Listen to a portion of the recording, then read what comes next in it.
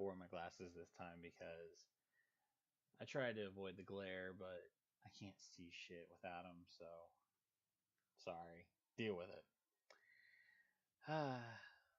So here we are, and we just watched the A show, and didn't feel like an A show. I'm sorry. It just didn't. I want to say it was great. It wasn't. It really wasn't. Trust me, this was better than Raw. A lot better than Raw. A lot better. But it still was not a great show. It was not. It had its moments, but it started off very nice. Just started off nice. Just kind of went down and had a nice little peak. Came up and then just kind of leveled out, and that was the end of it. But we're gonna make this short, very simple. We're not gonna get too heavy detailed in it because it's 2 hours. Flows a hell of a lot more nicely. If this show, even if SmackDown's bad, it still flows nice. It's still short and concise, and it's not heavy duty, and you have really irritating moments, but at least they're minimal and they're not more blatantly obvious, and then there's a lot less of it. Like for instance, there was no Carmella and James Ellsworth, thankfully, on this show, which helped out tremendously. And you'd be surprised how much that can bring down SmackDown. That alone. There wasn't a tag team match. Not a single tag team match the whole night. I'm not saying that tag team wrestling is crap, because tag team wrestling can be damn good. Damn good. But the way the tag team division's been kind of built lately, on both brands, especially on Raw, but on SmackDown, it's there. But American Alpha just got the titles off of the Wyatt family, and they haven't really done anything since they beat the Wyatts in their rematch. Obviously, that was last week, but before that, I mean, there were no Hype Bros because Zack Ryder's injured. The Vaudevillains are completely useless. Breezango is missing in action. And so is the Ascension, and Slater and Rhino are broke up. So I mean, where's the tag division? So yeah, there's no tag team match today. So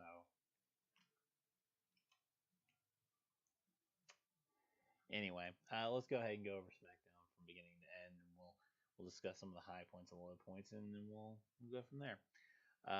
Shane started off the show, so this is something that SmackDown did that Raw didn't, and they started with authority figures, although SmackDown very rarely does it. I mean, yeah, Brian shows up and he'll be in backstage segment. Brian was not on the show at all. Shane was the only one that showed up, and you only saw him in the beginning and then one backstage segment. You did not see him the rest of the night. So even though Raw didn't have any authority figures all night last night, when it's any other show, they pop up all night long. All night long. Shane showed up at the beginning, and then backstage segment, which was essentially right after the opening match, and then didn't see him again. I don't have a problem with authority figures being on TV, but when it's minimal and not super invasive like that, then thumbs up, and I'll agree with that any time of the week. But Shane was out to make important announcements, which is what they're there for. They're not there to mitigate and just go around and get involved in everything. They don't need to do that. They need to stay as far away from everything as humanly possible. Just do what you're supposed to do, and that's it. We don't need you to muddle up every single segment. We don't need you to get involved in every single fucking match. Make it simple. Make it simple. Yeah, make it simple. Make it quick. It's easy. We'll be happy. We'll be a bunch of happy campers. But anyway, put on my thinking hat. So anyway, we started with Shane McMahon, and he had himself some announcements to make. He announced that the Elimination Chamber pay-per-view will take place 2 weeks after the Royal Rumble. I hope to God after WrestleMania that we're going to exnate all these extra pay-per-views that are in between each major pay-per-view. We don't need to get to 12 pay-per-views by August. So hopefully after the WrestleMania we will not be having a bunch of boom, boom, boom pay-per-views. Hopefully this will be the end, because obviously SmackDown will be having the Elimination Chamber 2 weeks after the Rumble, and then we'll not be having another pay-per-view until WrestleMania. So there's an upside to that. But I don't actually know when Fastlane is. I just haven't made a point of checking, but I think I did hear it was like 3 or maybe even 2 weeks before WrestleMania. If that's true, then fuck that. Then after WrestleMania, we need to go to once a month. I've been hearing this all over that we need to go to 12 pay-per-views total. If you want to have extra specials like they had with Roadblock at the beginning of last year, and not Roadblock from December, and contrary to what everybody's like, why is it end of the line? Because if they put Roadblock 2016, it would have brought up 2 results. So that's why the one that was in December was called End of the Line, and the one that happened in March was called just Roadblock. That was obviously the better of the two, tremendously better. But anyway, if you want to do that and have little mini pay-per-views and throw them on the network, simple 2-hour mini pay-per-view, then go ahead. I don't care, but we don't really need them. But I mean, if you're going to be that inclined to do it, then just make them simple little 2-hour pay-per-views. Have your big major pay-per-views that you want to have on the network, your traditional 4 or 5 or WrestleMania hearing will be 6 fucking hours. 6 hours? I watched WrestleMania last year when it was essentially 6, 7, almost 7 hours. I mean, fuck, I should get paid for that. If I gotta spend 7 hours watching TV, I think I should get paid for that.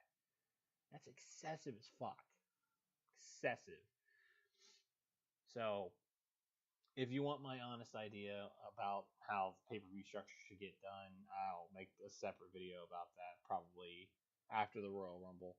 I don't want to get into that now during the Smackdown review. But anyway, Shane McMahon goes ahead and announces that the Elimination Chamber will happen 2 weeks after the Royal Rumble, and he also, contrary to what's been told for the last month and a half, we will not be having that 2 out of 3 falls match. So that means that entire thing was either A, actually fabricated, or B, completely threw all of WWE's plans down the shitter. So now the WWE Championship will be defended in the Elimination Chamber. So that's confirmed now. So regardless of whether Cena or Styles wins at the Rumble, expect them both to be the Elimination Chamber match. More than likely, we will also get The Miz in that match. More than likely, Dolph Ziggler will probably be in it too. Probably Baron Corbin, and then probably Dean Ambrose, because those are your 6, essentially your only 6 main event guys that are on SmackDown, which means the undercard's going to be very light.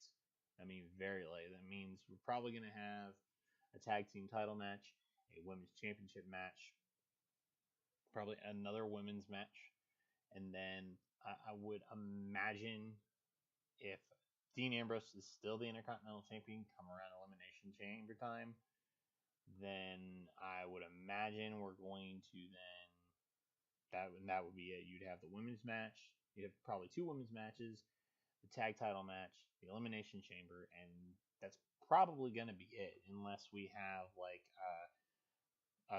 unless you know what, 205 Live.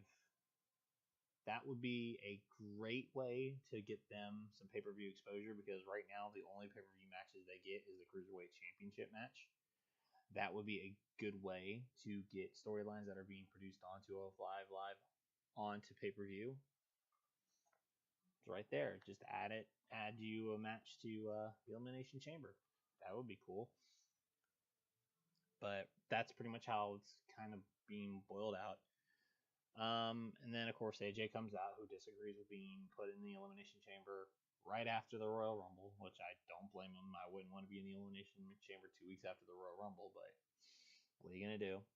Of course, and then you got Shane pointing out, it's like, well, whether it's you or John Cena, who could potentially be getting his 16th world title, he had to throw in a little Flair strut and also give a woo, very weak woo, but you know, it is what it is. And then, of course, Shane decides to also give AJ Styles props for having probably the best possible year you could have in the WWE in 2016. And then, of course, except for your attitude's negative. But beyond that, he's good. Beyond that, he's good. And then John Cena comes out, of course, and doesn't really say anything because AJ cuts him off like right as he's going to. AJ's trying really hard to get some heel heat because it's hard for AJ to get heel heat. It really is. He's bashing Shane, he's bashing Cena. He's like all over the place, like screw you, shut up. You have no reason to talk. I'm the champ that runs the camp. I'm the face that runs the place. Didn't actually say those two lines today, but he's kind of wanting to put out the point that he's not worried about John Cena because he's beaten him many times. He's going to beat him at the Royal Rumble, go into the Elimination Chamber, and he's going to somehow come out of that, and he will go and main event WrestleMania like he should. Miz then comes out, points out that he's already main evented WrestleMania while he was in Japan growing his soccer mom hairstyle. He was main eventing WrestleMania, and beating up John Cena before beating up John Cena was cool. So, right there, and there's going to be more instances, is the SmackDown Live creative team is giving people credit that they remember things that happened in the past. And that was a long fucking time ago. That was WrestleMania 27. That was over 7 years ago. So, I mean, that's a lot of credit. It's like, hey, this happened. The Miz was in the main event of WrestleMania one year. But and he also brought up the point of winning back his Intercontinental title and then winning the WWE Championship. Then putting out the factor that he will then be a dual champion. This dual champion thing has been getting thrown around a lot lately. And it's starting to bother me. I don't know if people beyond me, I'm sure other people have mentioned this. It's getting thrown out a lot, the whole dual champion idea, and I feel like it's coming very, very, very soon. I wouldn't be surprised if somebody walked out of WrestleMania as a dual champion, because everybody's saying it. Reigns has been saying it. Jericho's been saying it. Kevin Owens has been saying it. Now Miz is saying it.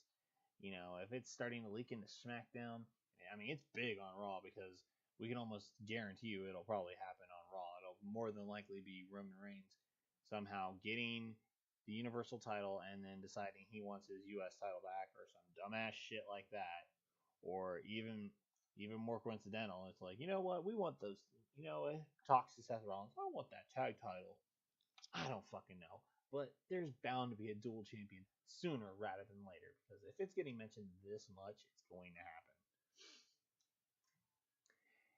Anyway, Cena starts to get them riled up. He's sitting there and playing the little devil on your shoulder, saying, "Oh, AJ, you're gonna let him talk to you like that? Oh, really?" And then AJ says his spiel. He'll go over to Miz. Oh, he's starting to talk you down. Are you gonna take that shit? And, playing devil's advocate. Of course, which this then leads to an AJ Miz match, thanks to Shane McMahon. And the match itself was okay. It really was. Miz and AJ don't mesh super well. I mean, you got the Miz who plays a safe style, and then AJ who also plays the safe style, but he also he's a showman. So it's really hard for AJ to bring much out of the Miz. This was kind of a thrown in. I feel like this is just a thrown together match. because AJ is willing to wrestle every week. John Cena decides he wants to sit on commentary and do jack shit, but he made sure to give both AJ and The Miz an AA at the end of this because the match ended by DQ because AJ threw The Miz into Cena, but then he caught Miz basically and then threw him to the barricade, so AJ won by DQ. I'm pretty sure. I don't even remember what they fucking said. I don't even think they said who won technically. But of course, John Cena looks strong at the end of this, gives them both an AA. Like I said, the match was okay. It was passable. It wasn't anything fancy. AJ was not phenomenal in this match just because he was working with The Miz, and The Miz can put on great matches. He really can if he has somebody good to work with. Even though AJ is the best in the world right now, the match just did not go well. I really don't think it did. I mean, it could have been better, but it just kind of feels like this was kind of brought onto the table the night before. I don't know, but maybe it's just me. Others might be like, "Oh, that was a great match." I didn't think it was great. I actually didn't think any of the wrestling was great tonight. It was all like middle of the road. So afterwards, we then get Nikki calling out Natty, to which Natty doesn't come out initially, and then she starts yelling for Nikki from up in the arena, and she's telling her to watch the Titantron, and she actually goes to the concession area, and she goes to one of the merchandise tables, and she's like, "Oh, look, it's John Cena merchandise. Oh, it's Nikki Bella merchandise. Oh, you've got a shirt for Bret Harper. Where's my goddamn merchandise?"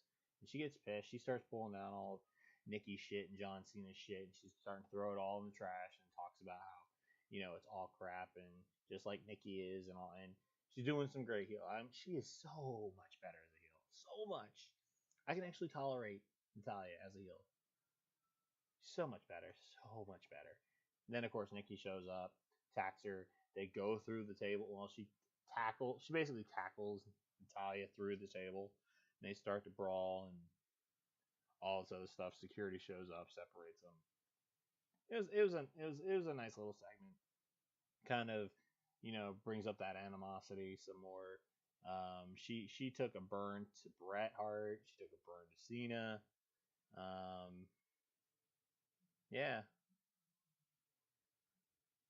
But yeah, it was a nice little segment. It wasn't drawn out too long. A lot of times when Raw does these kinds of segments, they go forever. Especially the Charlotte Bayley segment from last night was long as fuck. Charlotte was doing good at the beginning, but the longer that segment went, the more asinine it got. And then we go from that to Bayley coming out, her stupid poems, and all this other bullshit, and then it just flatlined from there. Even though it flatlined before that, but that's not the point. Next, we go ahead and we have Alexa Bliss getting interviewed in the back, calling Becky basically a Chucky doll. I guess it's the orange hair. And then we get the same Angle promo for him getting into the Hall of Fame from last night. The only difference is that there was actually little snippets and little clips that were not in that were Smackdown specific, conveniently enough, of Angle, including the milk truck when he sprayed down Austin in the WCW and then ECW Alliance. Him playing the guitar, talking about his Olympic gold, the segment with Edge and the pictures and the "You suck" and "This guy sucks" signs, and then you also had the little cowboy hat that he wore. So it was some of his more amusing segments that they put on there, which was a nice touch because everything that was on the original segment was all like super serious and like Angle was the greatest thing in the world, when some of Angle's best work came as him being a comedic act, oddly enough. So I'm not saying, Angle's a great wrestler. He's always been a great wrestler. His in-ring talent speaks for itself. But when it came to just straight up comedy entertainment, probably one of the best. So I liked how they highlighted some of that in this one as compared to the Raw one. So that definitely gives you perspective. And of course, you had a small section of "You Suck" chants while his theme was playing in the arena. I would love to see a massive "You Suck" chant during the induction because that just fits him and has always been his spiel, and it would be cool because I think he would probably be the only person who gets inducted in the Hall of Fame and people chanting that "You suck" and it would be okay, which would be cool. And he would probably be all over it. So I guarantee you it'll probably happen. If if anything, it's going to happen. If it doesn't, then I'm sorry, you guys are just doing a disservice to Angle. But that's just me. Um, then we get Ambrose versus Orton, which hasn't happened since Shield days. Surprisingly, this is a very slow, methodical match. This had a lot more to do with the Wyatts than did with Orton and Ambrose. Oddly enough, Ambrose asked for this match because of what happened a month ago, around Christmas time, when he had a match with, I believe it was Harper, and then they attacked him after the match, and he got a sister RKO. I guess that's that's what I'm gonna call it. Fuck it. But and once again, WWE created for SmackDown, giving fans the benefit of the doubt that they actually remember shit that's happened. I mean, of course, we had let's take you back to what happened a month ago. But the thing is they did that right before the match. They actually gave them credit for trying to remember what happened a month ago when Ambrose asked for the match initially from Shane McMahon. And this is just another indication of SmackDown giving their fans a hell of a lot more credit than Raw, because on Raw, they just assume you forgot what happened last week. So I guarantee you, we're not supposed to remember that Braun Strowman was watching The Undertaker's speech. We're not supposed to remember that there was a potential for Braun Strowman to fight Brock Lesnar during the Royal Rumble, because remember, Brock Lesnar is supposed to be dealing with Goldberg. The whole dynamic of Braun Strowman is not actually supposed to be there. So we're supposed to forget about that when we get to next week, and it's like, oh, we know you forgot, if they decide to go that route. It's like, oh, and just so you remember, because we know you forgot, Braun Strowman, Brock Lesnar, it's going to happen. Anyway, Harper cost Orton the match again. Dean Ambrose did his little flying suicida, as they call it. It's the suicide dive, but Morrow likes to call it a suicida because it sounds cooler. But he does his suicide outside, hits Harper, and I believe he hit Orton also. But Harper gets all pissed off. He goes and gets in the ring. He's going to attempt to attack Orton, and it's like, whoa, no, no, no, don't do it. Allows Ambrose to get the roll up on Orton. Orton loses again thanks to Harper, because Harper's a fucking retard. And then they start to squabble again, just like last week. But this time, Wyatt punches Harper in the face. Yep, dissension is starting, but he keeps saying the family will remain strong. Eventually, something's going to happen. I don't think it's going to be in the Rumble. There's going to be more trickling during the Rumble, but we're not going to see the full fallout except until we're probably at the Elimination Chamber, I would assume. But this led to Bray Wyatt announcing two things. Remember, one of these things happened on Raw thanks to Michael Cole. One, he announced that he's going to have Orton and Harper have a match next week. Creative once again, making sure that you tune in next week to see what happens. And then the second thing, he's like, the Wyatt family will be entering the Royal Rumble. Unfortunately, we knew that thanks to Michael Cole last night, because I'm pretty sure he wasn't supposed to tell you that. Plus, the first graphic that came up had you guys on it. So yeah, Raw helped you tell everybody that, because we knew you were in that match last night. Just saying. Anyway, then we have Jerry the King Lawler have his King's Court. Don't know why he's in his tights. I don't know why they felt the need for him to be in his tights. I mean, I understand he did this back when he did the King's Court back in the 90s. That's fine and dandy. It is 2017. Jerry the King Lawler is almost 60, if not already. He does not need to be in his wrestling tights to have an interview with Dolph Ziggler just so he can get super kicked in the chest, and it seems worse. Sorry, he didn't need to be in his tights. He just didn't. Period. You want to do the super kick to the chest spot? That's fantastic. Didn't need to be in his tights. Absolutely no reason for it.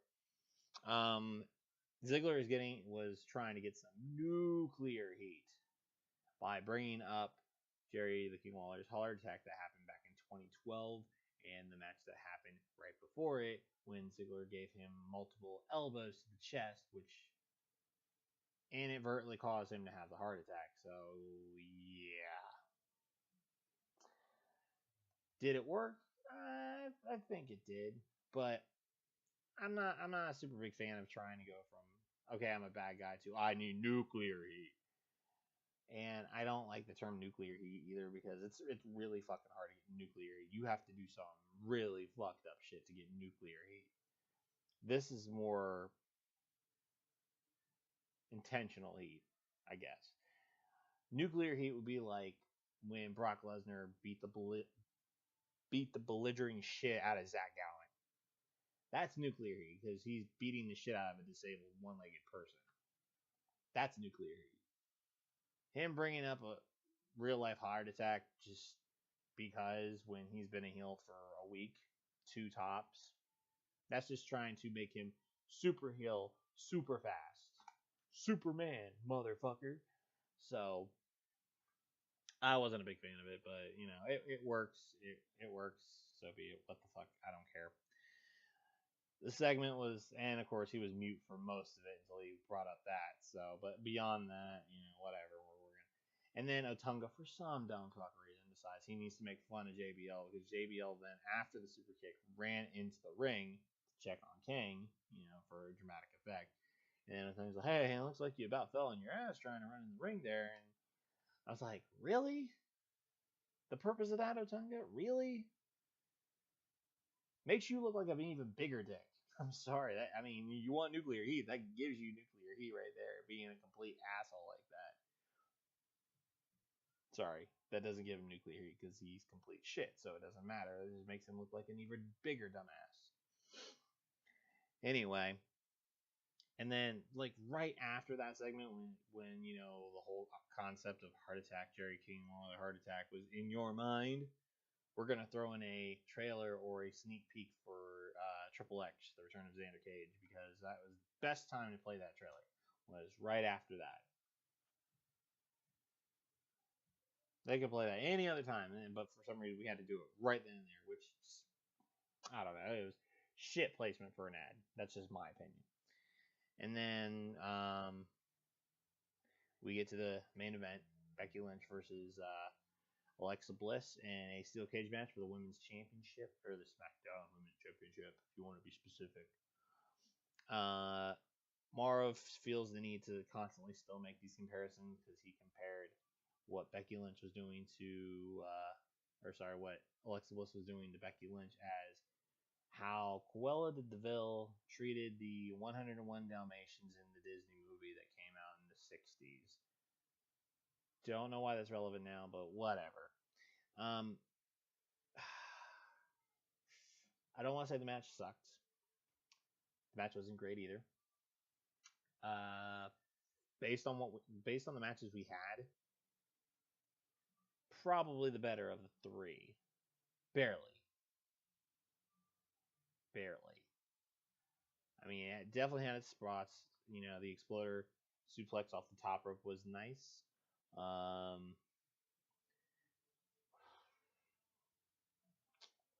The cage was used a little bit, not a lot. I don't think it needed to be in a cage match, but I mean, it warranted it. A steel cage match wasn't the wrong decision. I just feel like it could have been better. I don't know if they were having restrictions saying, "Oh, you guys aren't doing any crazy ass shit," but I don't know. I feel like some of it's the dynamic between Becky and Alexa Bliss is starting to wane a little bit.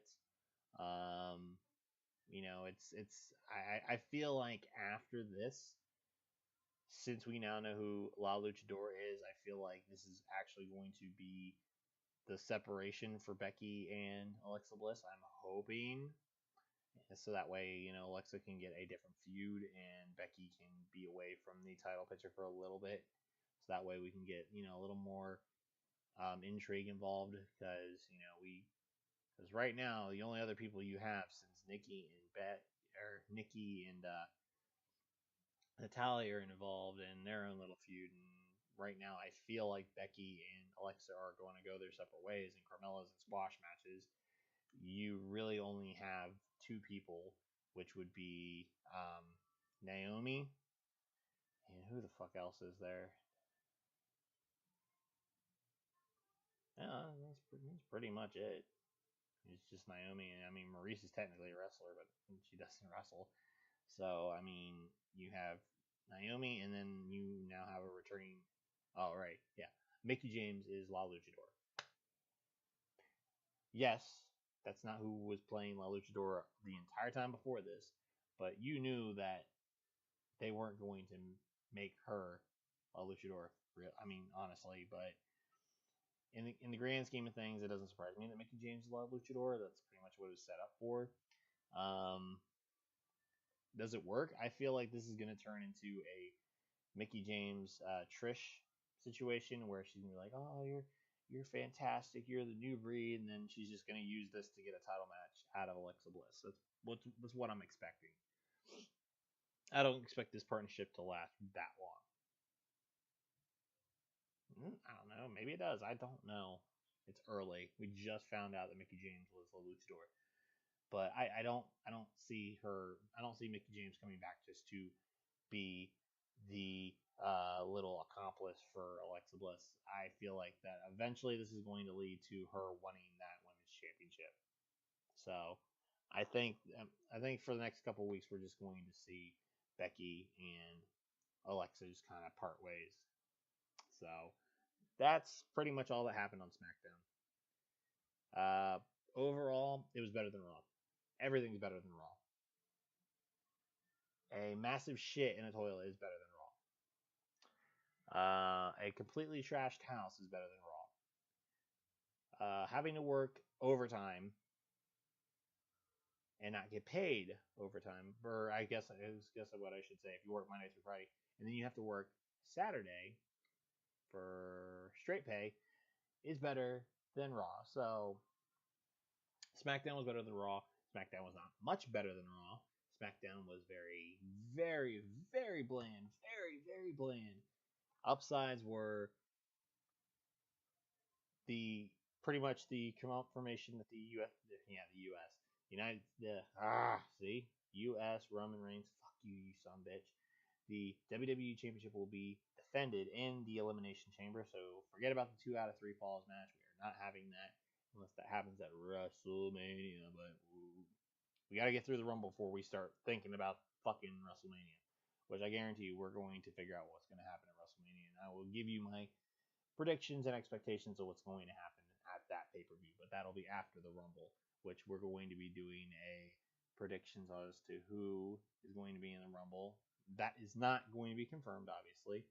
Where I feel, since I've got this blog going, where I feel each person is going to enter, potentially who's going to last the longest, who's going to be the Iron Man in these matches, who's going to have the most eliminations based on entry numbers and a lot of other things, a lot of statistical bullshit. It's actually pretty engaging, so I do advise that you go to Wrestling Amino, look me up on Wrestling Amino. All that information will be in the description below. You can follow my blog on there, where I'm actually covering all 30 Rumbles, all 30 entry numbers, in the course of 30 days. I said 30 Rumbles, 30 entries, 30 days, implying that I was going to do one every day, but shit happens, and I can't do it one every fucking day. I have shit to do. But within those 30 days, you will have all 30 entrants. Fact number 8 will be up later tonight, so I highly suggest you go on there and you read that, plus the other 7 that were preceding it. A lot of great information in there, a lot of great things that you probably never knew about the Royal Rumble. Especially some of the people that are in it probably didn't even know we're in it for so long. I mean, fuck, everybody talks about how Kane's been in so many. You do realize Rikishi was in a lot of those Rumbles. He was in some as early as 2000, not 2000, but 91 and 92. I think. It's hard for me to remember. I know he was. I know he was in 90. I know he was in 93 and 94 at the very minimum. I believe the first one was 93. But I mean, he was in it way back then. You know, hell, you had Bob Backlund was in multiple. You had Ric Flair that was in a couple. You had Hogan that was only in like fucking 4, winning 2 of them. Shawn Michaels is in the second Royal Rumble of ever. Bet you didn't know that. So I mean, there's a lot of things about the Rumble that you may not know. Yeah, Shawn Michaels has won it twice. He won it his first one. He's not the first one to win it back to back. In fact, that was actually Hogan. Hogan did it the third, yeah, the third and fourth year. You know, I bet you didn't know that technically Austin's only technically won it. He's won it 3 times, but he's only been awarded that win twice because his first one didn't count thanks to Jack Tunney. Or no, was it Jack Tunney at the time? Can't remember. Anyway, so we got a lot of stuff coming for the Royal Rumble over the next week and a half and stuff as we get closer and closer to the, in my opinion, the biggest event of the pay-per-view year for WWE. Fuck a WrestleMania, because most WrestleManias are crap nowadays. 30 was good for different reasons. It wasn't as great as everybody says it is. Yeah, you have the Dean and Bryan concept. You have the Undertaker's streak ending. Overall, the pay-per-view wasn't that fucking amazing. Everybody's using 1 or 2 instances to make it sound even more amazing. 17 was epic. You know, top to bottom was an epic WrestleMania. You know, WrestleMania 2000 was shit from top to bottom. So, I mean, it just depends. You can't, I mean, you can take bits and pieces from each WrestleMania and be like, oh, that was a good WrestleMania. I mean, WrestleMania 20, everybody's like, oh, you got that. The Shawn Michaels versus Triple H versus that. Nothing. Nobody. It's a one-on-one match. This is not a triple threat match. Whatever. So, but anyway, that's getting way ahead of ourselves. We get to WrestleMania season eventually. We have to get to the Royal Rumble first, which is the more important of the calendar year because the Royal Rumble sets up everything for WrestleMania most of the time. Occasionally, things have changed between the Royal Rumble and WrestleMania. Not very often, but what happens at the Rumble conversely affects what happens at WrestleMania. So, make sure to like this video if you hit that thumbs up. You know, if you like the video, subscribe if you enjoy the content. We're gonna have more shit coming every day. We've gotta make an impact. So, you know, there's gonna be shit every day. Every fucking day. I'm gonna take time out of my sad, pathetic life to give you guys content because I have nothing better to do. Tomorrow we're actually not gonna do anything WWE related. I know, because we are a multifaceted channel. We're not just going to do WWE shit. We're going to do video game shit. We're going to do movies. We're going to do TV. We're going to do anime. We're going to do anything that piques my interest because it's my fucking channel. I can do whatever the fuck I want. Tomorrow, Titanfall 2. We're going to be streaming some Titanfall 2, and we're going to have that up on the channel for you guys. And we're also going to upload a couple videos that I've had sitting on my Xbox for a while, and I want to share them with you guys just to give you a gauge of some of the things I do on Xbox and on PlayStation, mostly Xbox, but just to kind of give you guys an idea of what I do on a regular basis. But it'll be all gaming related shit tomorrow, and then we'll come into Thursday. I'm not 100% sure what we're gonna do Thursday, but I'm feeling a nice little review of a nice little movie that I just watched a few weeks ago, and something I think you should watch, especially if you're younger. It's a movie that I think you should watch, and it's on Netflix, so it's not like you have to go to your local blockbuster thing, which you don't know what a blockbuster is if you're under 10, but that's not my point. So it'll be on Netflix. You can watch it, but it'll be a nice little movie you should check out. So anyway, make sure to like this video if you liked it, hit that thumbs up, hit subscribe down below if you want to continue to get more content. And then, of course, you know, share with your friends because everything's better with friends. Anyway, I'm Jeremy Scott. Thanks for watching. We'll be back tomorrow with some gaming content because that's what we do here. Because we don't just do WWE shit, we do all kinds of fun shit.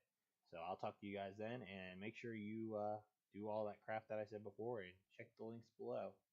And I will see you tomorrow for some Titanfall 2.